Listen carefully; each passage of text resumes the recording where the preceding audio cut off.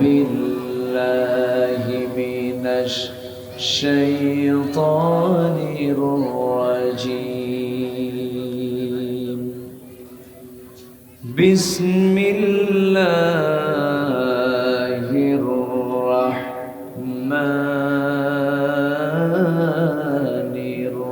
الرحيم. إن الله وملائكته يصلون على النبي يا أيها الذين آمنوا صلوا عليه وسلموا تسليما. اللهم صل على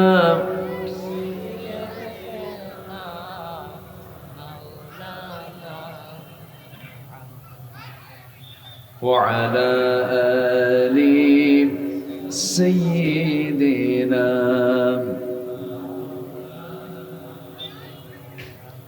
সবাই বলুন বালাগাল উলা বিকামালিহি কাশাফাত তুজা বিজামালিহি হাসুনাত জামিউ খিসালিহি সাল্লু।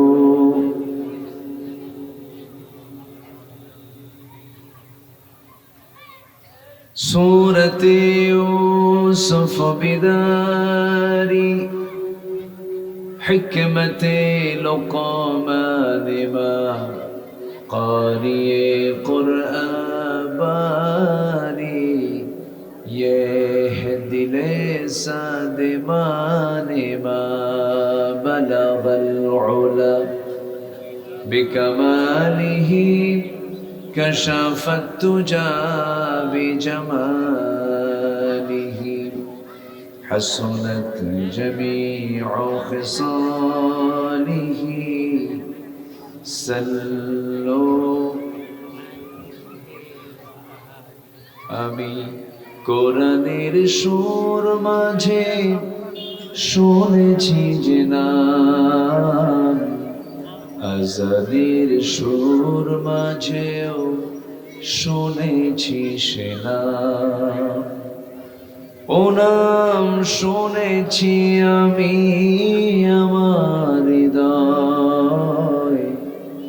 হে রাসূল নবীজি তোমায়, হে রাসূল নবীজি তোমায়। বলছি সাল্লাল্লাহু আলাইহি ওয়াসাল্লাম। কোনো ইকো দিয়েন না, সাউন্ড ক্লিয়ার করেন, আওয়াজই তো বোঝা যায় না।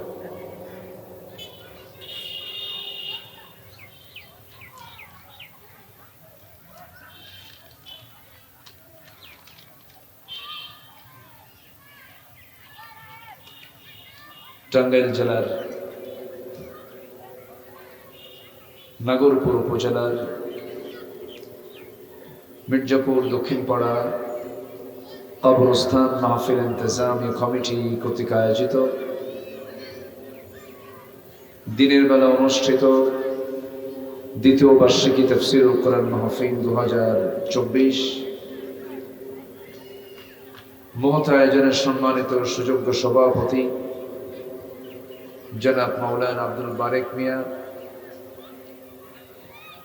আজকের মাহফিলের বরেণ্য অতিথি নন্দিত আলেমে দ্বীন বিশিষ্ট ইসলামী চিন্তাবিদ মুফতি মাওলানা এইচ.এম. আবুল কালাম আজাদ হাফিজাহুল্লাহ। আজকের এই প্রোগ্রামের বরেণ্য প্রধান অতিথি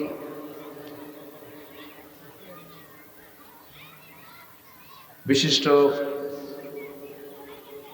রাজনীতিবিদ, শহীদ কাফেলা বাংলাদেশ ইসলামী ছাত্র শিবিরের চট্টগ্রাম মহানগরীর সাবেক সিনিয়র দায়িত্বশীল জনাব মোহাম্মদ গোলাম মাওলা, উপস্থিত হাজরাত উলামায়ে কেরাম, ফদলা ইসলাম, সুশীল সমাজ, জাতির শ্রেষ্ঠ সন্তান, শিক্ষক মণ্ডলী, জাতির বিবেক সাংবাদিক বৃন্দ, সামনে উপস্থিত দূরে কাছে বিভিন্ন স্থান থেকে ছুটে আসা কালিমার ঝান্ডাবাহী, তাওহীদের পতাকাবাহী, দ্বীন ইসলামের নরসারদুল বীর মুজাহিদ, প্রাণ প্রিয় সম্মানিত দ্বীনী ভাইরা, আড়ালে বসে আছেন শ্রদ্ধেয়া সম্মানিতা মা বোনেরা। আলোচনার সূচনায় আনুষ্ঠানিকতার মধ্য দিয়ে আমার পক্ষ থেকে আবারও দিল খোলা সালাম, আসসালামু আলাইকুম ওয়া রাহমাতুল্লাহি ওয়া বারাকাতুহু। সালামের জবাব কেমন যেন একটু খুব দুর্বল মনে হলো। আসসালামু আলাইকুম ওয়া রাহমাতুল্লাহ। ওয়া আলাইকুম আসসালাম ওয়া রাহমাতুল্লাহ।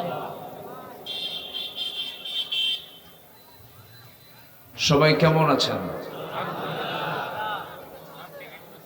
যে আমাকে উল্টা প্রশ্ন করলেন, আল্লাহ তাআলা আমাকে আপনার মতোই আপনার কাতারেই রেখেছেন, বলি আলহামদুলিল্লাহ। সারাদিনের স্ব কাজের কত ব্যস্ততা, অফিসিয়ালি কাজ, বাণিজ্যিক কাজ, পারিবারিক কাজ, সকল ধরনের কাজকে ইস্তেফা দিয়ে দিনের বেলার কর্মব্যস্ত সময়টাকে মাইনাস করে কোরআনের জন্য যারা সময় বের করতে পেরেছেন, এটা ছোটখাটো বিষয়, বড় জিহাদের কাজ করেছেন। যিনি আমাকে আপনাকে এমন বরকতময় জায়গায় আসার বসার তৌফিক দিলেন, সেই মহান জাল্লে শানুহুর দরবারে আমরা সবাই লাখ কোটি সুজুদ শুকর আদায় করি, মুহাব্বাতান জোরালো কণ্ঠে বলে উঠছি আলহামদুলিল্লাহ। আবারও বলছে আলহামদুলিল্লাহ, চিৎকার মেরে বলছে আল্লাহুম্মা ইন্নী আসআলুকা আল হুদা ওয়াত তুকা ওয়াল আফাফা ওয়াল গিনা। সবাই বলি আল্লাহুম্মা লাকা আসলামতু ওয়া বিকা আমানতু ওয়া আলাইকা তাওয়াক্কালতু। সবাই বলি আল্লাহুম্মা আইন্নি আলা যিকরিকা ওয়া শুকরিকা ওয়া হুসনি ইবাদাতিকা।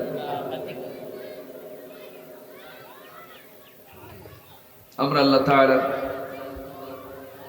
শুকর আদায় করে নিলাম।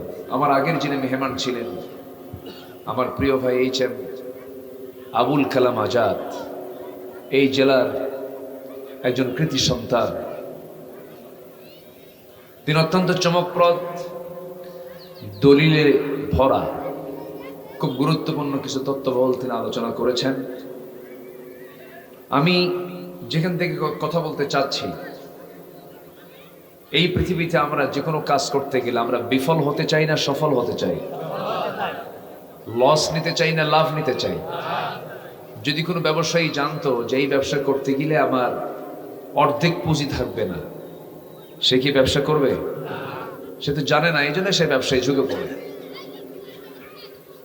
কিন্তু আল্লাহ তাআলা বলছেন, বান্দা আমি তোমাকে সফলতার কিছু শর্ত বলে দিয়ে দেব, এই শর্ত যদি পূরণ করতে পারো, আমি আল্লাহ তোমার হাতের মুঠোয় সফলতার সকল কিছু তোমার হাতে হস্তান্তর করে দেব। তাহলে মহান আল্লাহ তাআলার যে সফলতা, মহান আল্লাহ তাআলা আমাকে আপনাকে যেভাবে সফল দেখতে চান, আমাকে সেইভাবেই সফল হতে হবে। আমি এমন একটি কিতাবকে সামনে রেখেই কথা বলছি, যে কিতাব আজ থেকে ১৫০০ বছর আগে নাজিল হওয়ার পরও তার কোনো সংশোধনী লাগে না। আর স্বাধীনতার ৫৩ বছরে এই পর্যন্ত আমার দেশের সংবিধান সংশোধন হয়েছে ৫৩ বার, একেবারে ১৭ বার। কয়বার? ১৭ বার। তাহলে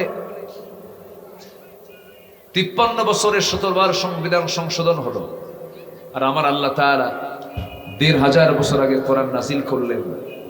সেই কিতাবের, সেই সংবিধানের কোনো সংশোধনের প্রয়োজন হয় নাই।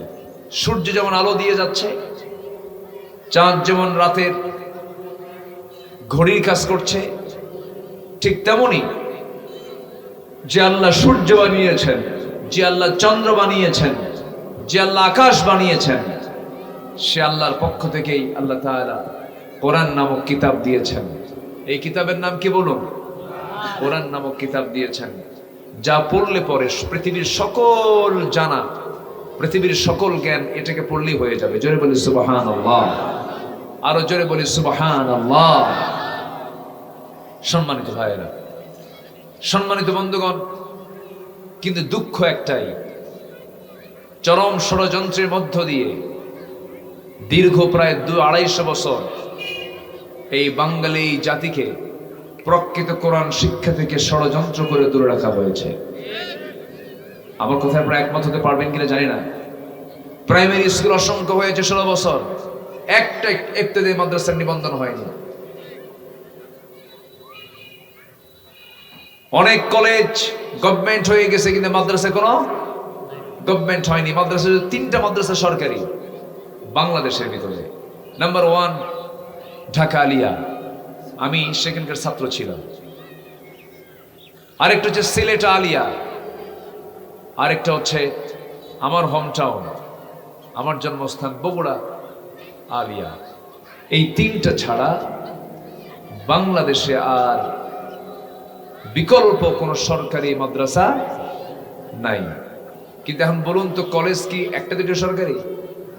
আসতে বলে আপনি বলে শেষ করতে পারবেন? বলেও শেষ করতে পারবেন না।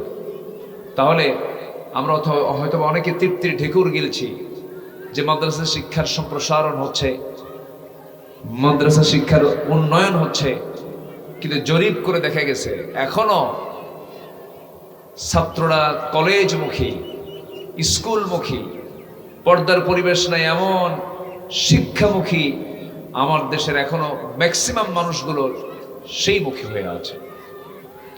আমার কথা কি বুঝতেছেন? অর্থাৎ মাত্র 10% হবে না মাদ্রাসায় পড়ে,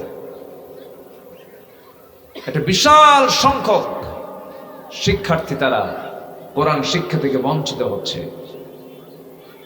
এটা কিন্তু ছোটখাটো ষড়যন্ত্র নয়, এটা ওরা মাস্টার প্ল্যানে নেমেছে, বিভিন্ন শখ আঁকতেছে, বিভিন্ন শখের মধ্য দিয়ে তারা এদেশের শিক্ষা ব্যবস্থার কাফন দাফন করতে চায়। কিন্তু সুযোগটা তাদের হাতছাড়া হয়ে গেছে 5 অগস্টের মধ্য দিয়ে। আসতে বলবেন না, জোরে বলুন ঠিক কিনা? 5 অগস্টের পর থেকে সকল কিছুর সমীকরণ আর আগের মতো হচ্ছে না। চাঁদাবাজি চলছে না, সন্ত্রাসী তাদের দ্বারা চলছে না। তারা এখন চাচা আপন প্রাণ বাঁচা, চাচা আপন প্রাণ বাঁচা, শুধু দৌড়ের উপরে আছে। তার ভেবেছিল আমরা যুগের পরে যুগ বেঁচে থাকবো, আমাদের মা হাসিনা যতদিন আছেন আমরা ততদিন পর্যন্ত আছি।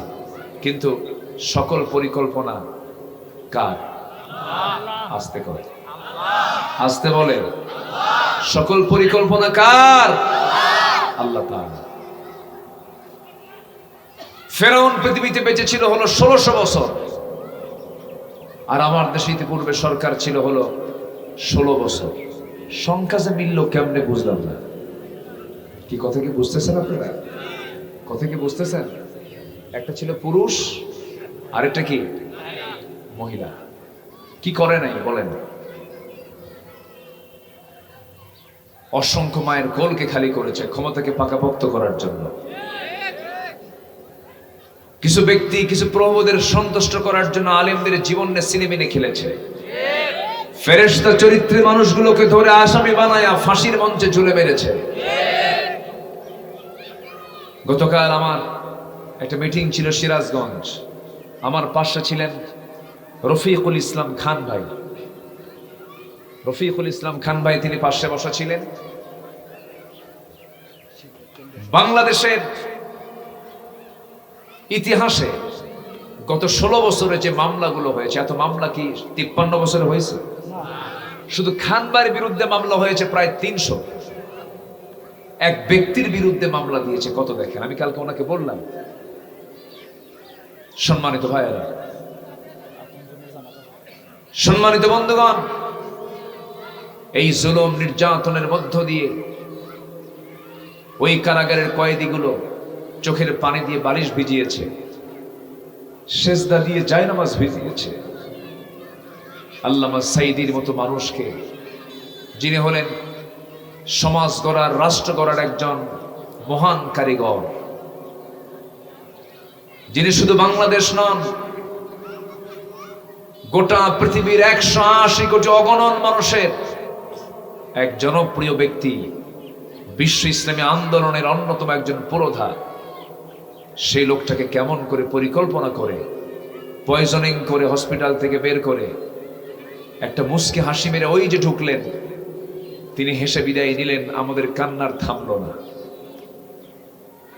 মাহফিলের এই প্ল্যাটফর্ম থেকে জানাতে চাই, নাগরপুরের এই প্ল্যাটফর্ম থেকে স্পষ্ট জানিয়ে দিতে চাই, যাদের ষড়যন্ত্রের মধ্য দিয়ে আল্লামা সাইদির মতো এই রত্নটাকে যারা হত্যা করেছে, অবিলম্বে তাদের চূড়ান্ত শাস্তি দাবি আমরা করছি। সবাইকে রাজি আছেন? রাজি আছেন কারা কারা? হাত উঁচু করে দেখা।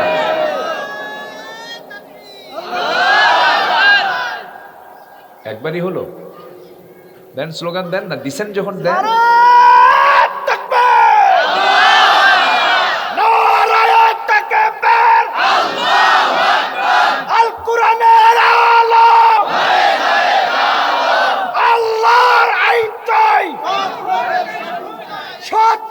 শাসন চাই, আল কোরআনের আলো, আল কোরআনের আলো। মাশাআল্লাহ, এখনো তো আপনি মোটামুটি আছেন তো, আলহামদুলিল্লাহ। অভিজ্ঞতা আছে তো, ওয়াজ তো আর বেশি লাগে না। উনি ওনার যে স্লোগান দিয়েছেন, এটা মানলি তো ওয়াজ হয়ে যায়। কি ঠিক আছে না? আমার দেশে ওয়াজ বেশি হয় না, আমল বেশি হয়? বলেন বলেন। সারা রাত ওয়াজ হয়, ফজর নামাজ নাই, আছে কিনা বলেন? আচ্ছা, তাহলে ওয়াজ বেশি দরকার না আমল বেশি দরকার? সম্মানিত ভাইয়েরা, সময়টা খুব অল্প, তবে অল্প সময় ভাববেন না যে আলোচনা অল্প হলো, কথা কম শুনলাম, তা না। আমি চেষ্টা করব অল্প সময়ের ভিতরে একটা ধারণা দিতে। আমরা যে কোনো জায়গায় বিজনেস করতে গেলে লস খেতে চাই না লাভ নিতে চাই? আচ্ছা, কোথাও কোনো কিছু করতে গেলে আমরা কি লস চাই না লাভ চাই? ব্যর্থতা চাই না সফলতা চাই? যিনি আমাকে বানিয়েছেন, যিনি আসমান বানিয়েছেন, জমিন বানিয়েছেন, সে আল্লাহ তাআলার পক্ষ থেকে একটা কিছু অফার এসেছে। আল্লাহ বলছেন, বান্দা, আমি তোমাকে সফলতার চূড়ান্ত পুরস্কার আমি তোমাকে দেব, কিছু শর্ত আছে। এই শর্তগুলো যদি পূরণ করতে পারো, আমি তোমাকে সফল বান্দা হিসেবে কবুল করে নেব। জোরে বলি সুবহানাল্লাহ। আসুন না দেখি কোরআন কি বলে। মোটামুটি 9টা শর্ত যদি কেউ পূরণ করতে পারে, সে 100% সফল হবে। এটা কোরআনের বক্তব্য। কিসের বক্তব্য? কোরআনের বক্তব্য। আসুন আমরা সোজা আয়াতের দিকে একটু চলে যাচ্ছি। সফল যদি হতে হয়, নাম্বার 1 কাজ করতে হবে। আল্লাহ রাব্বুল আলামিন সুন্দর করে বলেছেন, ইন্নাল্লাযীনা আমানু ওয়া আমিলুস সালিহাতি লাহুম জান্নাতুন তাজরি মিন তাহতিহাল আনহার যালিকাল ফাওজুল কাবীর। জোরে বলুন আল্লাহু আকবার। একই কথা আরেক জায়গায় বলছেন, ইন্নাল্লাযীনা আমানু ওয়া আমিলুস সালিহাতি কানাত লাহুম জান্নাতুল ফিরদাউসি নুজুলা খালিদিনা ফিহা লা ইয়াবগুনা আনহা হিওয়ালা। জোরে বলুন আল্লাহু আকবার। আল্লাহ রাব্বুল আলামিন বান্দাকে ডাক দিয়ে বলছেন, বান্দা, 1 নম্বর সফল যদি হতে চাও, ইমানদার হয়ে যাও, নামাজ শুরু করে দাও, কালিমা ওয়ালা হয়ে যাও। কালিমা কিন্তু দুর্বল কোনো সূত্র নয়। কালিমাটা এত মজবুত একটা বিষয়ের নাম আল্লাহ রাব্বুল আলামিন বলেন, আলাম তারা কাইফা দারাবাল্লাহু মাসালান কালিমাতান তাইয়িবাতান কাশাজারাতিন তাইয়িবাহ আসলুহা সাবিতুন ওয়া ফারউহা ফিস সামা। জোরে বলুন আল্লাহু আকবার। কালিমার স্বীকৃতি আমরা দিয়েছি। কালিমা দুর্বল কোনো জিনিস নয়, এটা এমন একটা মজবুত যার শেকড় হলো সুদূর গভীরে বিস্তৃত, যার ডালপালা আকাশ ছেয়ে গেছে। এত বড় কালিমা মজবুত একটা জিনিস, সেই কালিমা ছেড়ে আমাদের অন্য কোথাও যাওয়া যাবে না। কালিমাকে নিয়ে আমাকে আপনাকে লালন করতে হবে। আল্লাহ বলছেন ঈমান জানবে এবং নেক আমল যে করবে আমি আল্লাহ রাব্বুল আলামিন থেকে জান্নাতুন নাঈম নামক জান্নাত আমি তাকে দিয়ে দেব। ঈমান আনো এবং নেক আমল করো। ঈমান আছে আমল নেই লাভ হবে না, আমল আছে ঈমান নেই তাও লাভ হবে না। আমার দেশে নামাজি মুসলমান বেশি না বেনামাজি মুসলমান বেশি? হ্যাঁ বলেন, ভালো করে বলেন। নামাজি মুসলমান বেশি না বেনামাজি মুসলমান বেশি? বেনামাজি আবার মুসলমান। আমি পৃথিবীর কিছু কিছু দেশ সফর করেছি, যেরকম কয়েকদিন আগে মরহুম ডক্টর মাহাথির মোহাম্মদ তিনি ইন্তেকাল করলেন, তার দেশে আমি গিয়েছি অনেকবার। সেখানকার কোন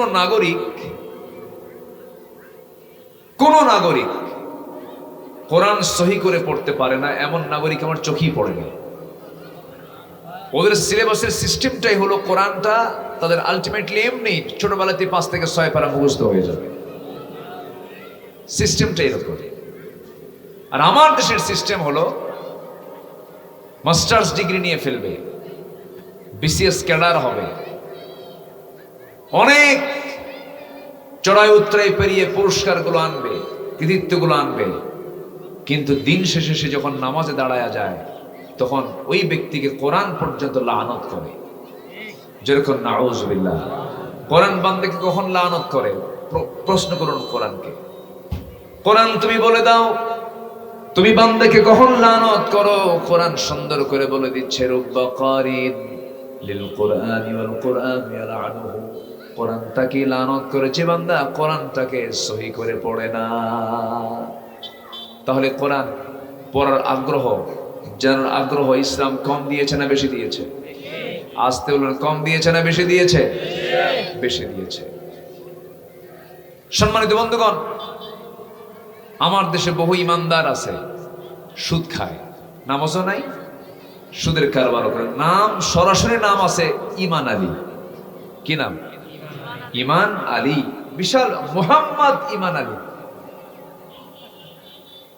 এত সুন্দর নাম, নামাজ পড়ে না।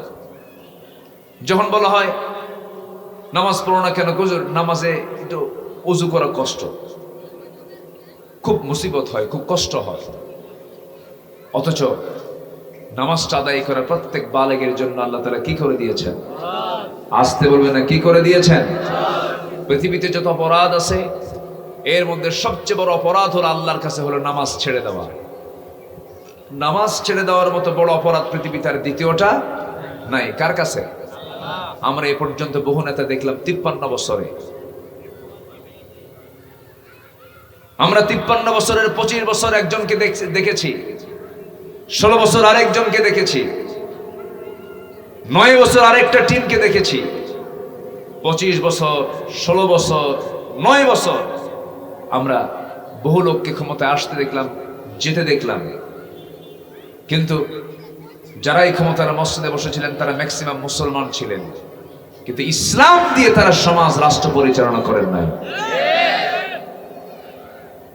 সম্মানিত ভাইয়েরা, যদি আমাদেরকে গালমন্দ করা হয়, যদি আমাদেরকে নিয়ে বাজে উক্তি করা হয়, এই কথা থেকে, এই সিদ্ধান্তকে এক চুল পরিমাণ নড়ব না। সৃষ্টি যার, হুকুম চলতে হবে তার। আসতে বলেন, হুকুম চলবে কার? আল্লাহ তার। এই বিষয়টা আমরা খেয়াল করবো সবার আগে। এটা হচ্ছে সাবরেন্টি। সকল সার্বভৌমত্বর একমাত্র মালিকানা কার? আল্লাহ তাআলা। আমার বন্ধুগণ, ঈমানটা মজবুত উন্নয়ন করতে হবে, এরপরে আমলে সালেহটা করতে হবে। আমার নবীজির জীবনের শেষ হজ যে রাসূল করেছেন, আম্মা জান আয়েশাকে সাথে নিয়ে হজ করেছেন।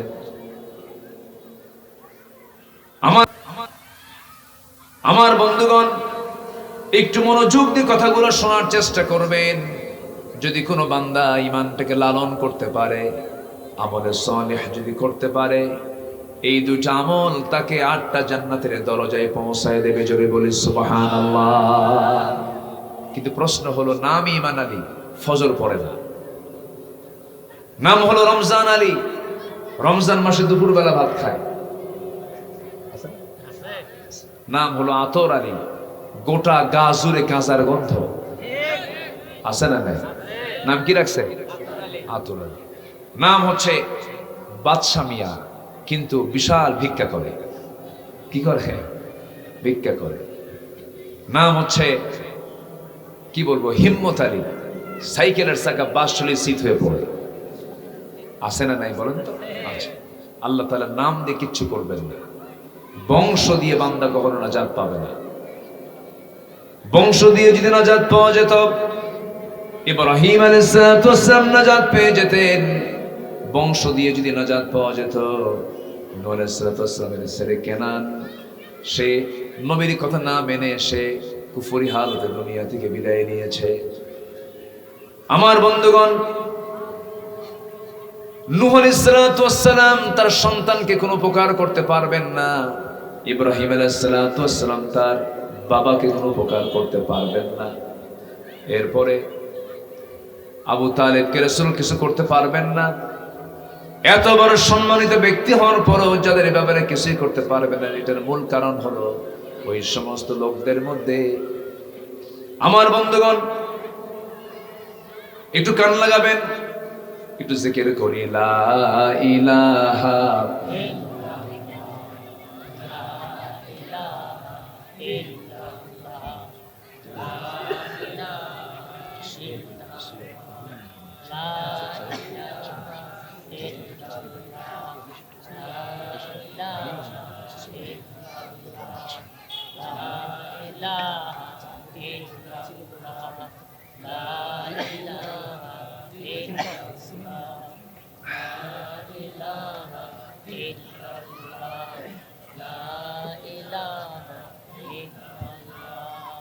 লা ইলাহা ইল্লাল্লাহ, লা ইলাহা,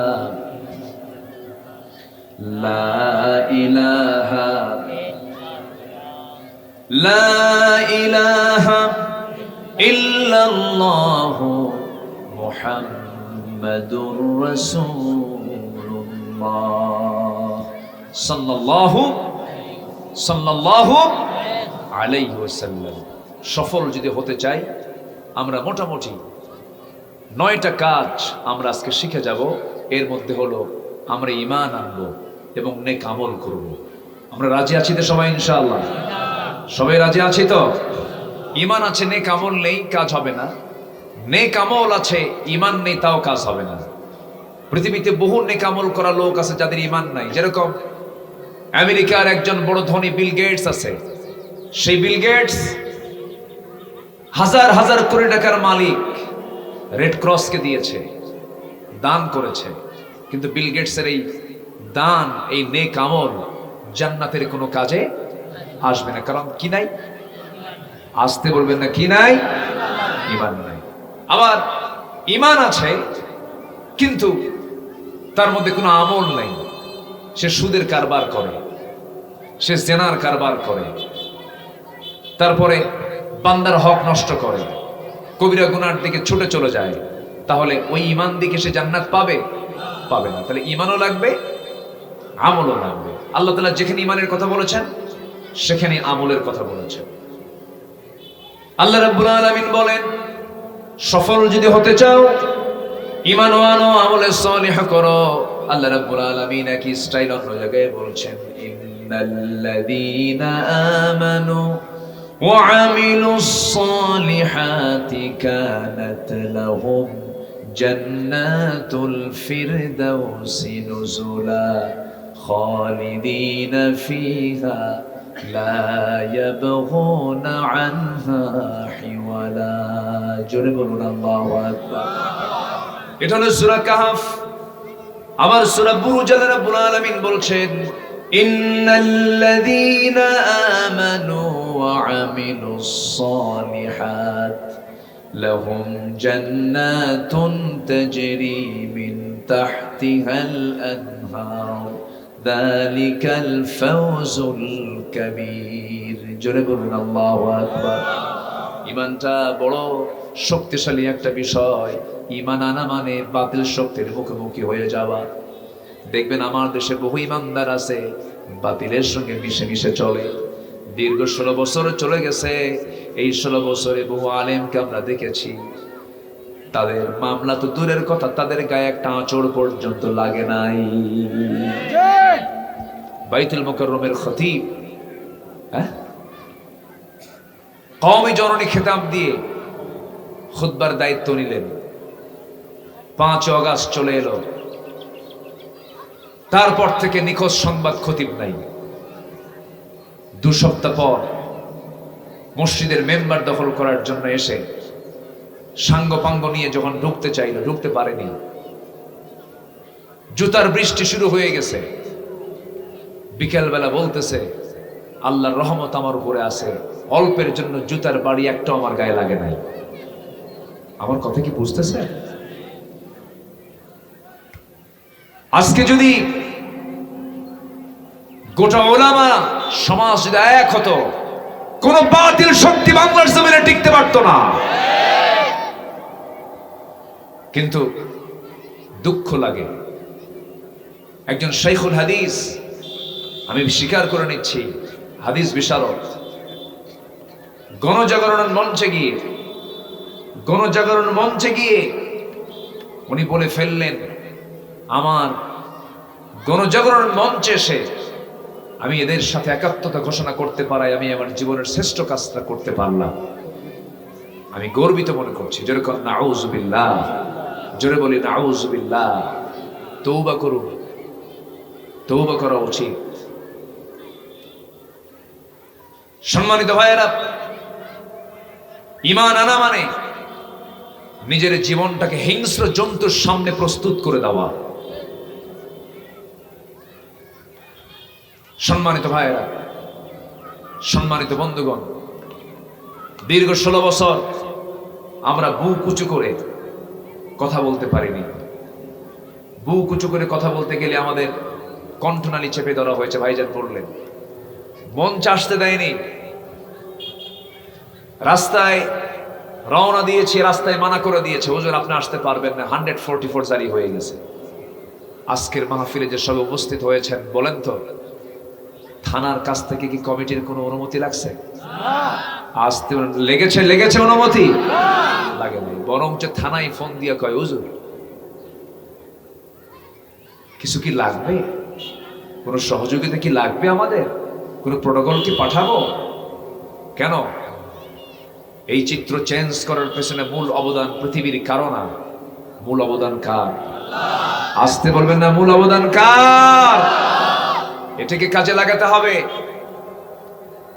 নিজের চারিত্রিক মানকে উন্নত করতে হবে ঈমানের তেজস্বিকতা আনতে হবে নেক আমলগুলো বাড়াতে হবে সফলতার সব কন্ডিশনগুলো পূরণ করতে হবে এখনো বাতিলদের প্রেতাত্মারা কিন্তু আমার দেশে ঘোরাফেরা করছে আছে না নাই বুকটা ফেটে যায় মুস্তাফা সরওয়ার ফারুকীর মতো একজন সমকামী লিফট টুগেদারে বিশ্বাসী সেই উপদেষ্টার মতো জায়গায় সে যায় কেমনে বড় কপাল আবু সাইদ জীবন দিয়েছে আবার আবু সাইদের মৃত্যুকে অনেকে বলে সে তো শহীদ না দেখেন কি কি মানে এত দুষ্ট আমার দেশের কিছু মানুষ আছে আবু সাইদ নাকি শহীদ না কেন কি সে তো কোনো ধর্মীয় যুদ্ধে মারা যায় নাই সম্মানিত বন্ধুগণ সম্মানিত ভাইয়েরা চাপা বহু মারা যায় বহু বক্তৃতা দেওয়া যায় যত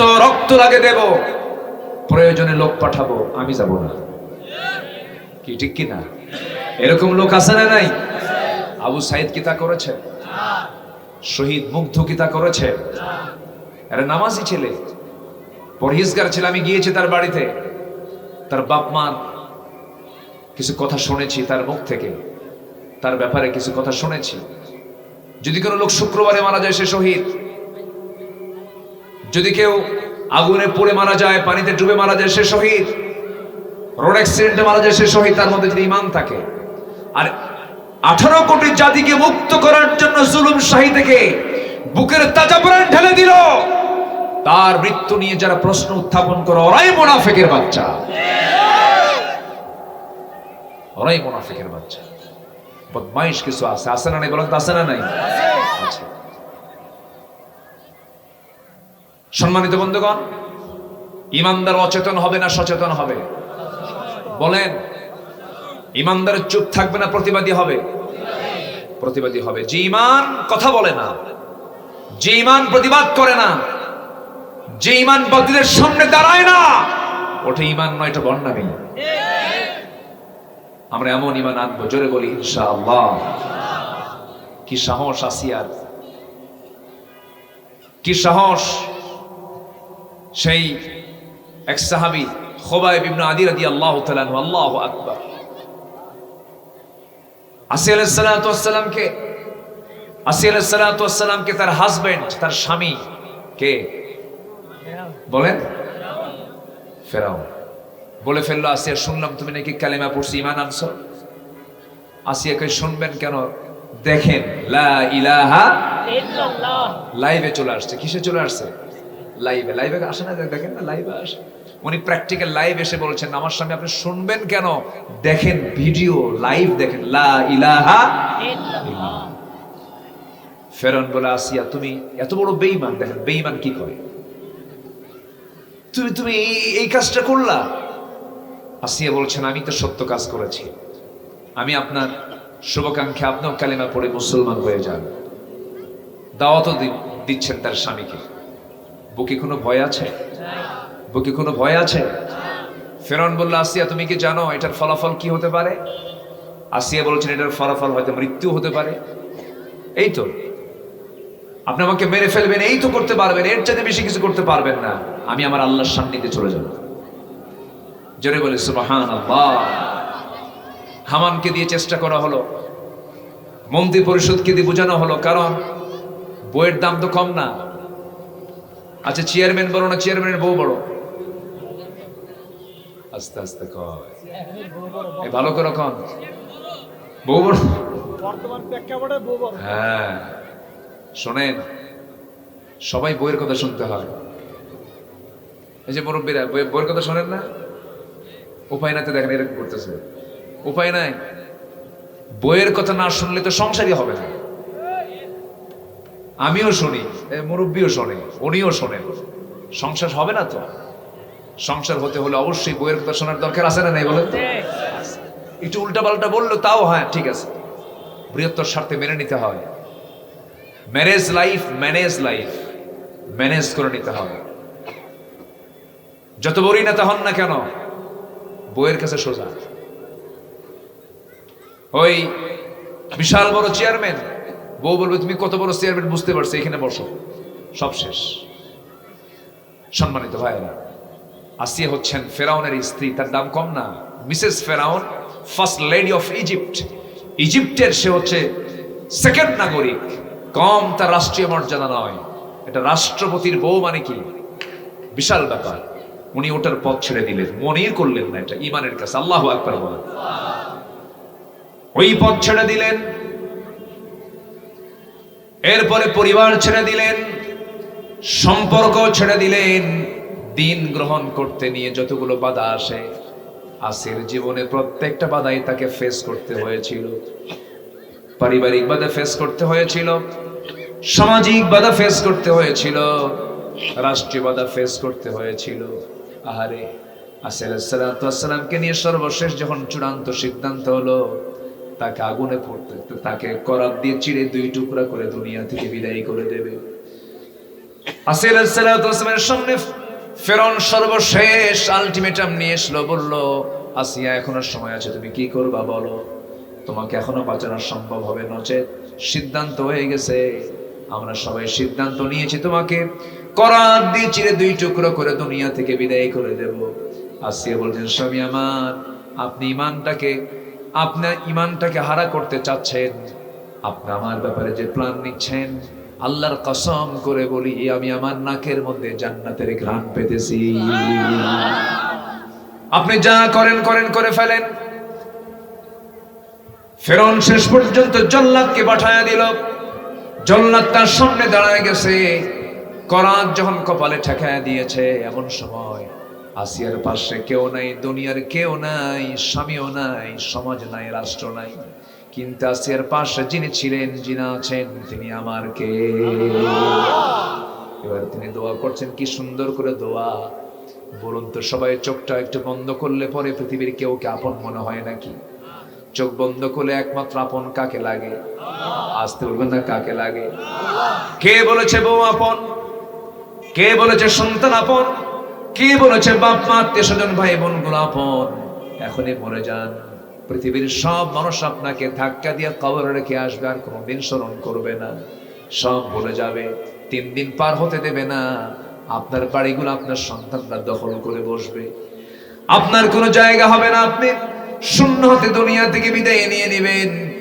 আমার বন্ধুগণ, ইয়াসির আলাইহিস সালাম যখন দুনিয়া থেকে বিদায় নেবেন, কাউকে আপন মনে করলেন, আল্লাহকে আপন মনে করে একটা দোয়া করেছেন। সেই দোয়াটা 4000 বছর আগের দোয়া, কিন্তু সেই দোয়াটা আল্লাহ রাব্বুল আলামিন কোরআনে কারীমের মধ্যে কোট করেছেন।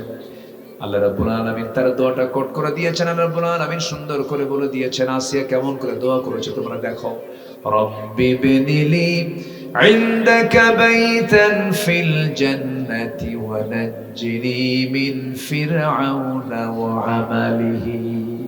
আল্লাহ তুমি আমার জন্য বানায় দাও একটা ঘর জান্নাতে। কি আল্লাহ জান্নাতীদের জন্য শুধু একটা ঘর দিবেন নাকি? অসংখ্য ঘর দিবেন। সর্বনিম্ন জান্নাত হবে 10টা পৃথিবীর মতো একটা জান্নাত। জোরে বলি সুবহানাল্লাহ। কয়টা পৃথিবী? আসতে বলবেন না, কয়টা পৃথিবী? 10টা পৃথিবীর মতো একটা জান্নাত হবে।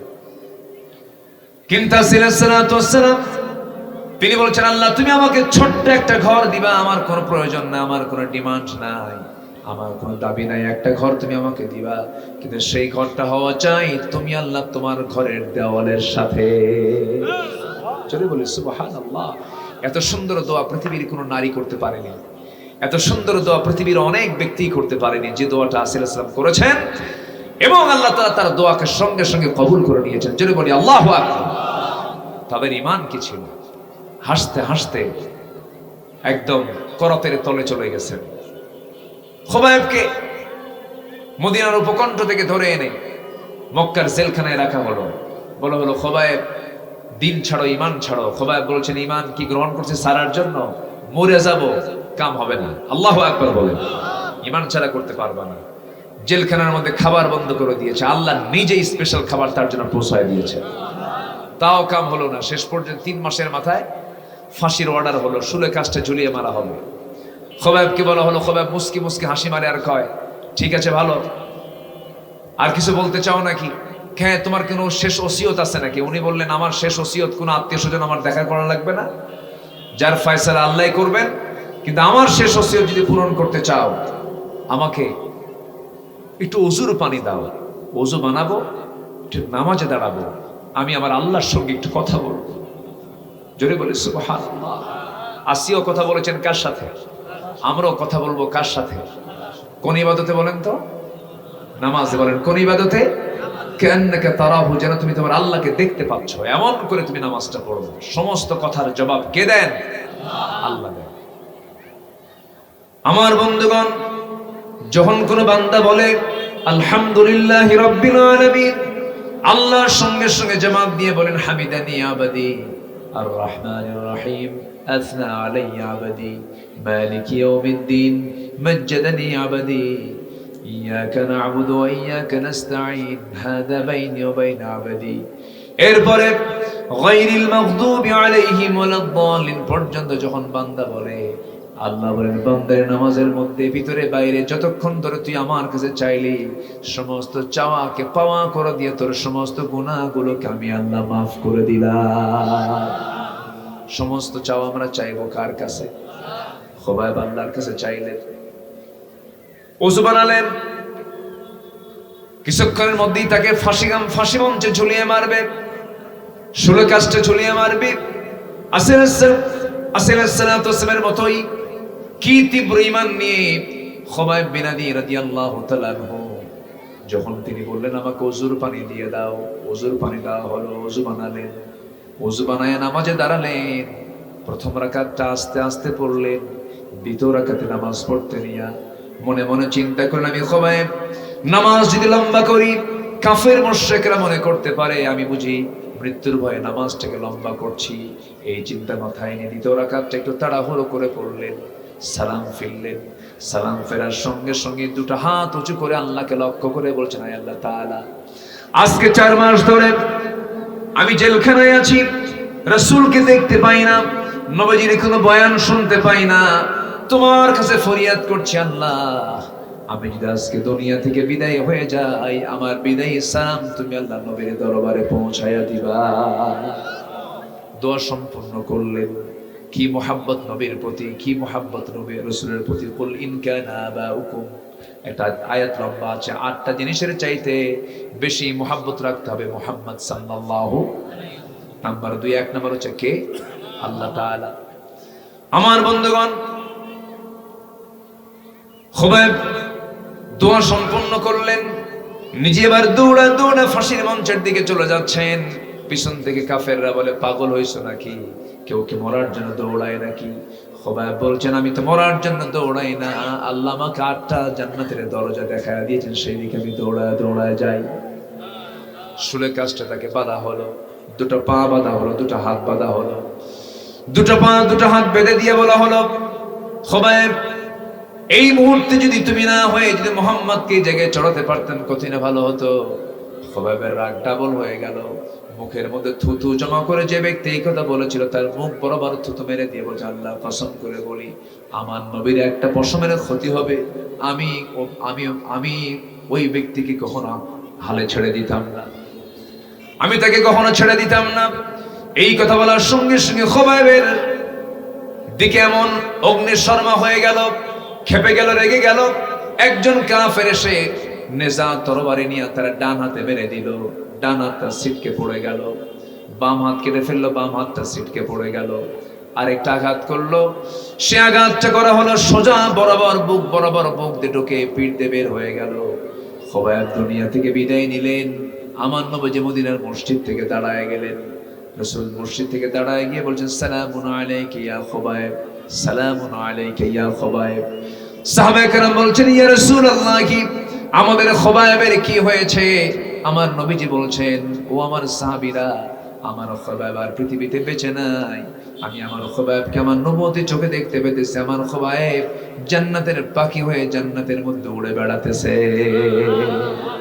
তারা ঈমান কি বিক্রি করেছেন নাকি? ঈমানকে ছেড়ে দিয়েছেন নাকি? শুধু ঈমান আনলেই হবে না, ঈমানকে লালন করতে হবে, পালন করতে হবে। আল্লাহ রাব্বুল আলামিন বলেন ওয়াল্লাযীনা আমানু ওয়া লাম ইয়ালবিসু ঈমানাহুম বিযুলমিন উলাইকা লাহুমুল আমনু ওয়া হুম মুহতাদুন। ঈমান যারা আনবে, নেক আমল যারা করবে, আল্লাহ রাব্বুল আলামিন বলছেন ওই সমস্ত বান্দাগুলোই হলো নিরাপদের বান্দা, আমি তাদেরকে নিরাপত্তা দিয়ে দেব। জোরে বলেন সুবহানাল্লাহ। আমার ভাইরা, ঈমান যদি আনতে হয় শিরক মিশ্রিত ঈমান আনতে হবে, বেদাত মিশ্রিত ঈমান, বেদাত বর্জিত ঈমান আনতে হবে, শিরক বর্জিত ঈমান আনতে হবে। শিরককে লালন করা যাবে না, শিরক মিশ্রিত ঈমান গ্রহণযোগ্য নয়, বেদাত মিশ্রিত ঈমান গ্রহণযোগ্য নয়, এগুলোকে বর্জন করতে হবে। যে ব্যক্তির ঈমানে শিরক ঢুকবে তার জন্য জান্নাতটা হারাম হয়ে যাবে। আল্লাহ বলছেন ওমাই ইউশরিক বিল্লাহ ফাকাদ হারামাল্লাহু আলাইহিল জান্নাহ। সব গুনাহ মাফ হবে, শিরকের গুনাহ মাফ হবে না। এইজন্য আমরা ঈমান যেহেতু এনেছি, ঈমানটার যত্ন নেব। জোরে বলি ইনশাআল্লাহ, আরো জোরে বলি ইনশাআল্লাহ। নামাজ পড়বো কয় ওয়াক্ত? আসতে বলবেন না, কয় ওয়াক্ত নামাজ? একা না জামাতে? মনোযোগে না অমনোযোগে। যে নেতাগুলো নামাজ পড়ে না সেই নেতার কোনো আনুগত্য করা যাবে না। যে নেতা আপনাকে জাহান্নামের ভয় দেখাবে না তার কোনো আনুগত্য করা যাবে না। অনেক জনসভা আমার দেশে হয়, বহু দলের জনসভা হয়, দেখবেন বহু জনসভায় নেতাও যায়, কর্মীও যায়, জনসভায় অংশগ্রহণ করলো, জোহর গেল, আসর গেল, মাগরিব গেল, নেতা নিজেও নামাজ পড়লো না, কর্মীরাও নামাজ পড়লো না।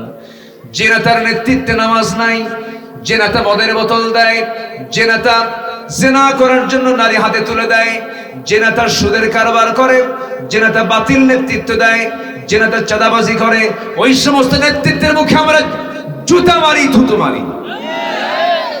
বহু কিছু দেখেছি, আমরা আর দেখতে চাই না। আমরা আগামীর দেশকে আমরা কোরআন দিয়ে সাজাবো, রাজি আছেন তো? তার আগে নিজের জীবনকে কি দিয়ে সাজান দরকার? বলেন কি দিয়ে সাজান দরকার? কিন্তু জাতি কি করে জানেন? আমার মনে হয় গোটা পৃথিবীতে একটা জাতি সবচেয়ে বেশি বিড়ি খায়, সে হচ্ছে বাংলাদেশের মানুষ। হাই রে বিড়ি খায় বলতেছে। বলেন তো আপনার গ্রামের লোক বিড়ি কম খায় না বেশি খায়? বেশি খায়। স্বাধীনতার পর থেকে আজ পর্যন্ত যতগুলো বাজেট এসেছে প্রত্যেকটা বাজেটই বিড়ির দাম কমে না বাড়ে। বিড়িওয়ালা কয় প্রয়োজনে বাড়ি বেচবো তখন, কি ঠিক কিনা? খাও এমন ইমানদার বিড়িটাও ছাড়তে পারে না। সকল নেশা আল্লাহ তাআলা আমাদেরকে নেশা থেকে বাঁচান, জোরে বলি আমিন, আরো জোরে আমিন। সম্মানিত ভাইয়েরা, ঈমান আনা মানে বাতিলকে প্রত্যাখ্যান করা, বাতিল সাথে নিয়ে ঈমান কখনো লালন করা যায় না। নাম্বার 2, একটা বলতেই তো চলে গেল প্রায় 1 ঘন্টার মতো। 9টা কাজ আছে, আমরা শিখে যাব। আমি শাব্দিকভাবে বলে ফেলব। মাঝখানে আমি হঠাৎ করে তীব্র অসুস্থ হয়ে পড়েছিলাম, ভাই একটু টের পাইছে। মানুষের কখন কি হয়ে যায় এটা বলা মুশকিল। আমার মাঝখানে মাথা ঘুরে গেছে আমার, এরকম হয় না অনেক সময়? আমি কথা বলতে বলতে আমি কেমন যেন আমি নিজেকে ব্যালেন্স করতে পারছিলাম না। তো আপনাদের দোয়ায় আল্লাহ তাআলা স্বাভাবিক করে দিয়েছেন, বলি আলহামদুলিল্লাহ, জোরে বলি আলহামদুলিল্লাহ। পৃথিবীতে কার কখন কি হয়ে যায় বলা মুশকিল। আমরা দুনিয়াতে আছি, আমরা আল্লাহর কাছে কখন যাব বলেন তো? কখন যাব বলেন? যখন তখন। কখন যাব? যখন তখন। হঠাৎ করেই নাই। অতএব সবচেয়ে বড় অস্ত্র হচ্ছে ঈমান। ঈমানটাকে আমরা লালন করব। এরপরে হচ্ছে তাসকিয়া, পরিশুদ্ধতা। পরিশুদ্ধতা ছাড়া আপনার ঈমানটা হুমকির সম্মুখীন হয়ে যাবে। قد أفلح من تزكى, এটার ব্যাখ্যা দিতে গেলে বহু সাহাবী লাগবে, বহু আল্লাহর পয়গম্বরদের কিছু মিসাল লাগবে, এক্সাম্পল লাগবে, তারা কেমন নফসের শুদ্ধতা করেছেন। যুদ্ধের ময়দানে সাইয়েদনা আলী এক কাফেরকে মেরে জমিনে ফেলে দিলেন।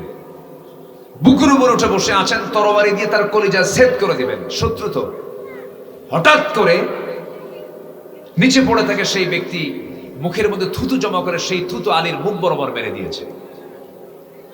আস্তে করে আলী আর না মেরে তার বুকের উপর থেকে তিনি উঠে চলে আসলেন এবং তাকে বললেন, তোমাকে আমি মুক্ত করে দিলাম, তুমি এখন চলে যাও। সেই বেচারি বলতেছে, আমি আপনার মুখে থুতু নিক্ষেপ করার কারণে তো আপনার রাগ আরো বেশি হয়ে যাওয়ার কথা, আপনি তো আরো আগে মারার কথা ছিল। সাইয়েদনা আলী বললেন, আমি তোমাকে ছেড়ে দিলাম এই জন্য, আগের রাগ ছিল হলো দ্বীনের জন্য।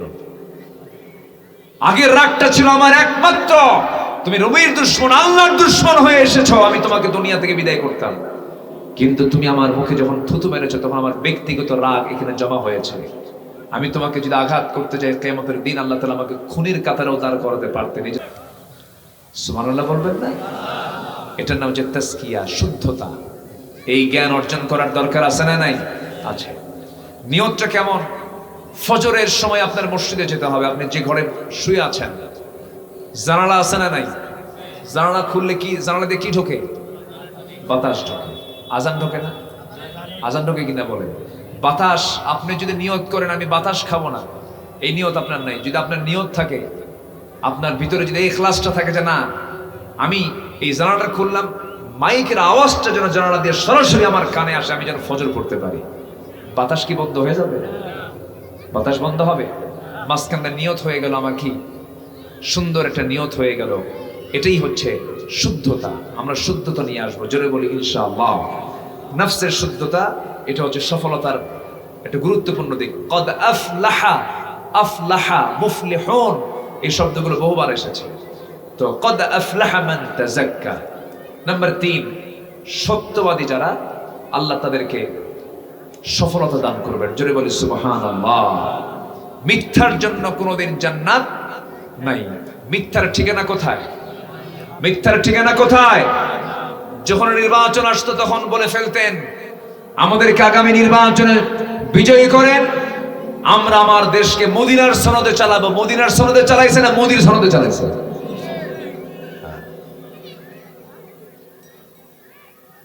মিথ্যা। মাত্র 5 দিন আগে বলেছে হাসিনা পালায় না, 5 দিনও যায় নাই, পালায় মারছে দৌড়। পালায় নাই। 5 দিন আগেই এই দেশে শত শত দল থাকার পরেও শুধু একটা দলকে নিষিদ্ধ করা হয়েছে। অঙ্ক মিলায় নেবেন, অঙ্ক কষতে হয়। দুনিয়াতে যারা অঙ্ক ঠিক আছে, আখিরাতে তার জান্নাতও ঠিক আছে। অঙ্কগুলো কষে নিতে হবে। শত শত দলের মাঝেও তারা একটা দল ব্যান করে নাই। নিষিদ্ধ করেছে কয়টা দল? বলেন কয়টা দল নিষিদ্ধ করেছে? একমাত্র আমার দেশে শুধু ইসলামী দলই আছে বিভিন্ন গ্রুপে, প্রায় 53টা। একটা দল নিষিদ্ধ করলো। আমি আপনি সাধারণ মানুষ হক চিনতে না পারলেও বাতিল শক্তি হক ঠিকই চেনে। ওদের বন্দুকের নল ওইদিকে তাক করা থাকে। নিষিদ্ধ করলো। ওরা চেয়েছিল আমরা নিষিদ্ধ করলে তারা বন্ধ হয়ে যাবে। ইসলাম কি বন্ধ হয়? ইসলাম কার? আস্তে ইসলাম কার? তারা কোন দেশের সাধারণ কোন দলকে নিষিদ্ধ করেনি, তারা ইসলামকে নিষিদ্ধ করতে চেয়েছিল। আল্লাহ তাদেরকে নিষিদ্ধ করে দিয়েছেন। 5 দিনও পার হয়নি। হাজার হাজার কোটি টাকার মালিক, কোনো দাম নাই। ব্যাংক লুট করছে, হলমার্ক, শেয়ার বাজার সব দখল করে শেষ করছে। হাজার হাজার টাকার, কোটি টাকার মালিক হয়তো লাভ হলো না। পালানোর জন্য শেষ পর্যন্ত দাড়িটাও রাখতে পারলো না। দাড়ি কাটলো, মাথার চুল কালো বানালো, পাঞ্জাবি খুইলে গেঞ্জি পরলো, পাজামা খুইলে লুঙ্গি পরলো, নৌকায় চললো বন্ধু নিয়া। বন্ধুকে চিনে ফেলেছে, কোস্টগার্ড ধরে ফেলছে। আইনমন্ত্রীকে বলে, চলেন আমরা এখন থানায় যাই, আমি আপনাকে চিনতে পেরেছি। এখন আইনমন্ত্রী বলে, আমি একা যাবো কেন? আমি কি একা আসছি? আমি তো জামাতের সাথে আসছি। কিসের সাথে? জামাতের সাথে। কই কই যে সামনে বসে আছে, কে? মাথার চুল কালো, চেনা যায় না, কেউ তোমরা চিনবা না তো, ওটাই তো দরবেশ।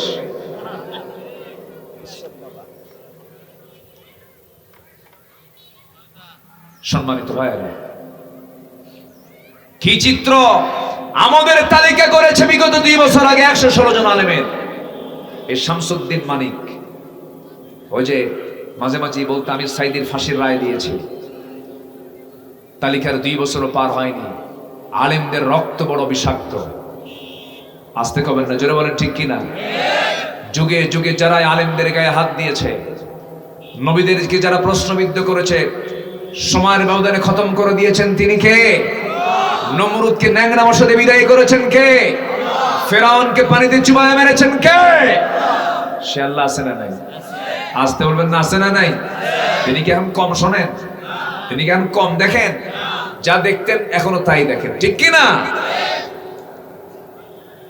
শেষ পর্যন্ত মানিক পালানোর জায়গা না পেয়ে কলার পাতায় শুয়ে থাকলো।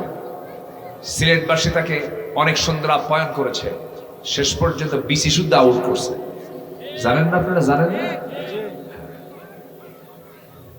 সম্মানিত বন্ধুগণ, ইতিহাস থেকে শিক্ষা নিতে হবে। আমরা সত্যবাদী হব। জোরে বলি ইনশাআল্লাহ।